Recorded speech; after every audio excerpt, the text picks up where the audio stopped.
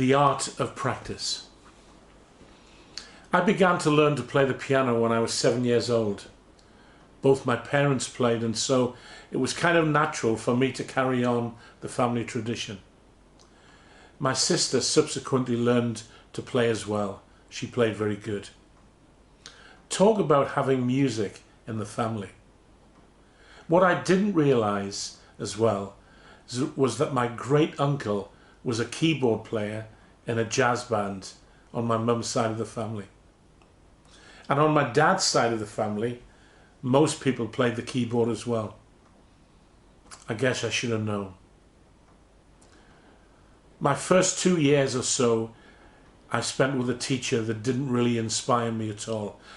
Just to add in here, you need to find a teacher that inspires you. In fact, I would have to run errands for her during my lessons. The cheek of it. So my parents got me another teacher, Mrs. Johnson. Mrs. Johnson. For the first few weeks, she taught me how to sit properly at the piano. I did some playing as well, but a lot of the lesson was to do with how I sat in front of a piano. It was so strange at first, but after a while it became second nature. I had to sit up straight and keep my forearms parallel to the floor. I've watched keyboard players a lot since then, and I have to say, they will probably end up having a bad back and sore wrists. Posture is so important. As well as posture, practice is important. Every week I would go to my lesson and play the piece that I'd been working on, that I'd worked on in the week at home. And here it came, the time came to play it to Mrs. Johnson. I would play it the best that I could. Mrs. Johnson was so pleased.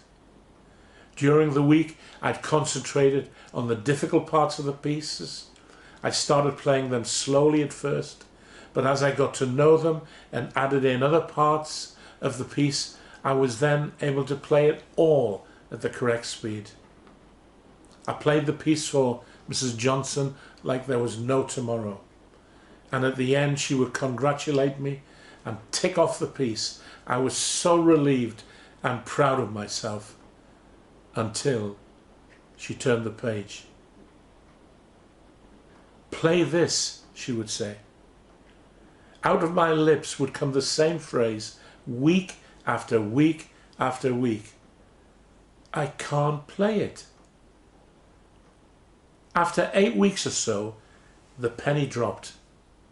I said to her, "I tell you what, Mrs. Johnson, let me go home and practice it, and I'll be able to play it next week." You know what? I had to change the response that I had. I had to change the way that I confessed that I couldn't play it into words of hope for me. I would go home, work at the piece, and return a week later, and the same would happen again.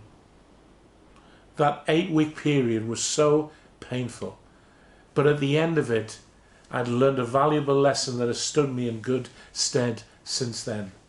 Practice, practice, practice. I want to encourage you with 3 P's. Number 1, posture. Please don't lean over to play. Keep your back straight. Number 2, practice. Be willing to put in the work. Take the piece home and work at it. Play it slowly at first and then gradually take it up to the correct speed. We've talked a lot about the first 2, but there's another one. Number 3, participate. You must be willing to allow the piece or the song to be expressed by you. After all, it is you that is playing. If it's a song, learn to play it and sing it as you play it, if you can. Of course, brass and woodwind players are excluded from this. Communicate the song just like it would be if you had written it, wanting your audience to hear every note and hear every single word. I want to encourage you with this insight, and I want to encourage you to go for it.